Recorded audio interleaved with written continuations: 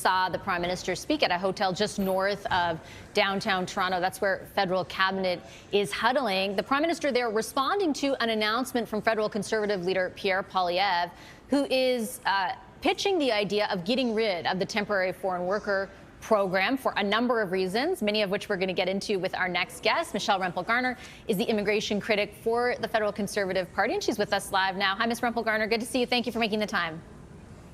Thanks for having me.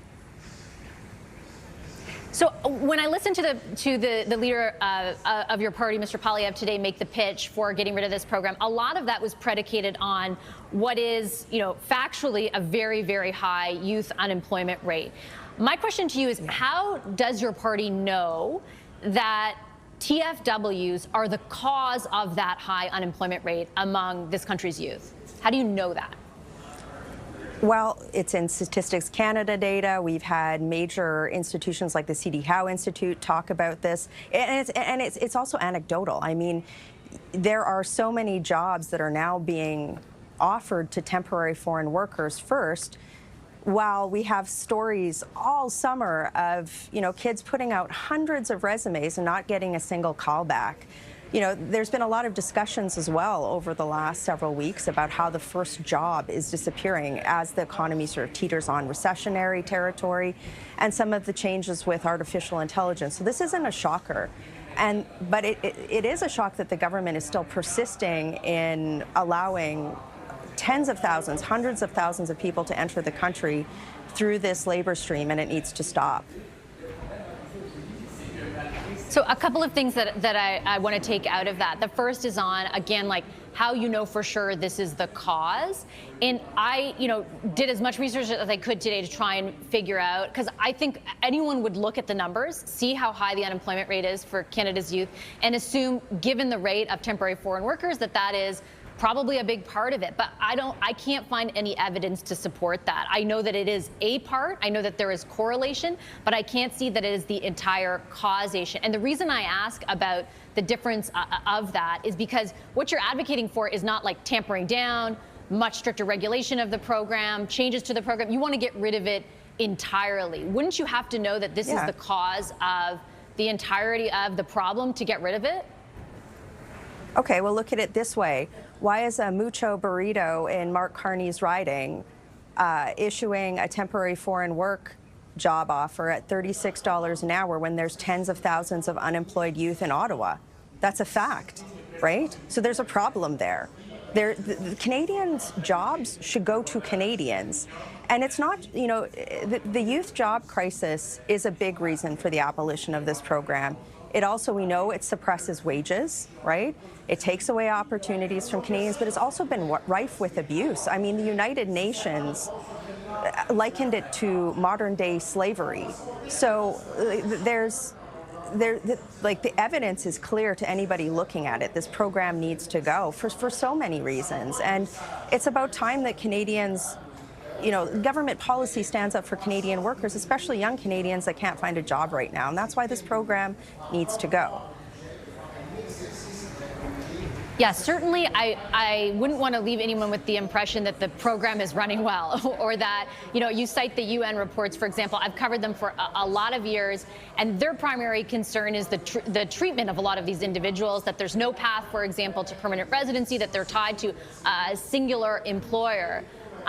But I guess I wonder why it's necessary to get rid of the whole thing. Because on the one hand, you do have the points that you make. On the other hand, you have a lot of businesses, and I understand your criticism that maybe some aren't using it altruistically, but some genuinely do need them. I was listening to the head of the CFIB, which represents small businesses, saying, for example, are you going to get someone who lives in downtown Toronto, a young unemployed person, to move to Estevan, Saskatchewan, where I'm sure both of us have been, to work in a pizza parlor? Like, that's not always feasible, and there is a need in the labor market in certain instances for this. So why do you need to get rid of all of it? I don't buy that argument. That sounds like the argument of, lobby groups, frankly, right?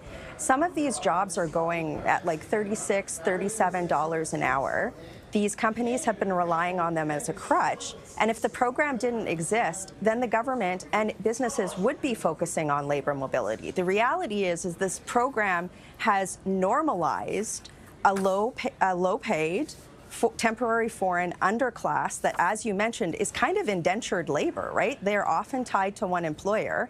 So, like, I don't buy that argument at all. And if Mark Carney's serious about building, you know, a so-called one Canadian economy, then labor mobility needs to be part of that equation, right? And the temporary foreign worker program is probably the #1 impediment to incentivizing employers and governments to focus on labor mobility strategies. So I don't buy any of those arguments whatsoever. And certainly I don't think any young person who has been turned down hundreds of times for even a job interview would agree with that. I just think it's spin, and I don't think that these guys have a leg to stand on, frankly.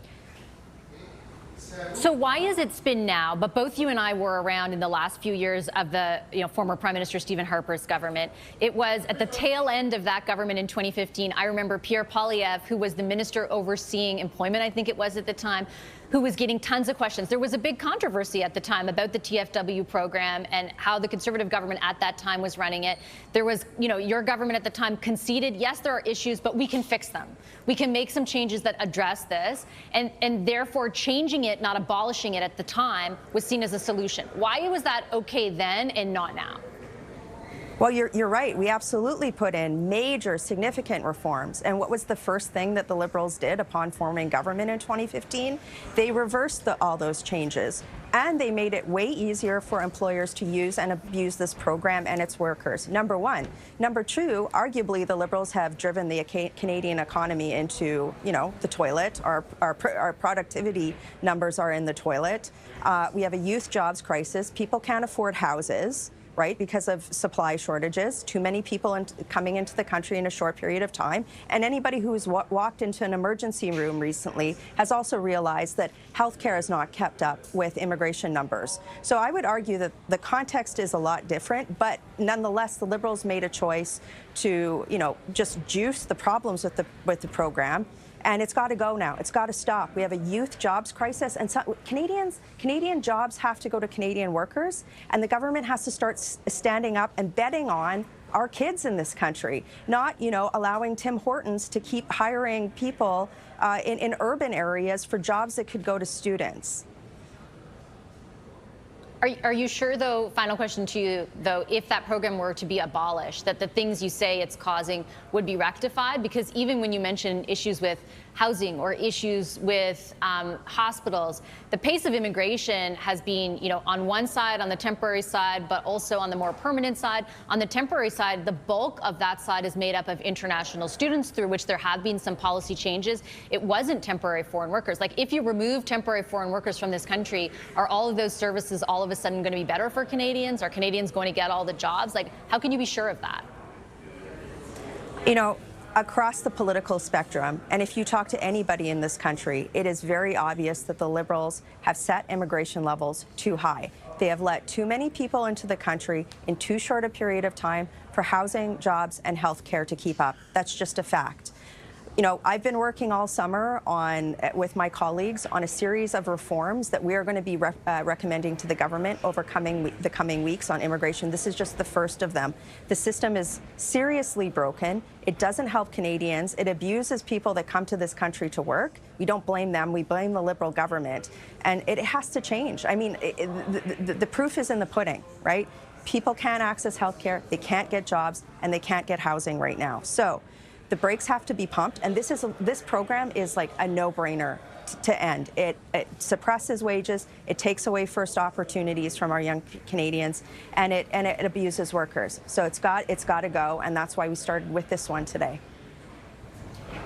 When you say you're going to propose other changes, I mean, to be fair to the Liberals, you're absolutely right that numbers, most economists said, got out of control. I remember questioning them over and over again until eventually they did make what I think you could be characterized as pretty significant policy changes, even on the permanent side.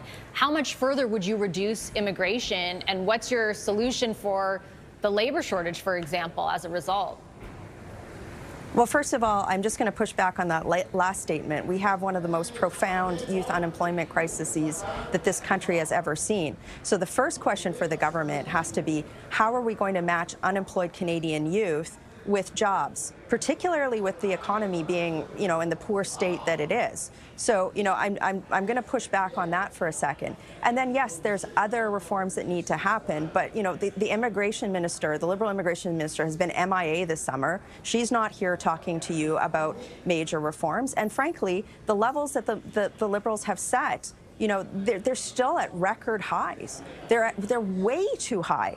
So, stay tuned. I hope you and I can have several chats more in the future. But the temporary foreign worker program, I think across the political spectrum, there is agreement that it has to end, and that's why we were out today. We are going to be putting a lot of pressure on the government to end it in the House of Commons this fall. Okay, I will leave it on that note. Appreciate your time as always, Ms. Rempel Garner. Thanks so much. Thanks.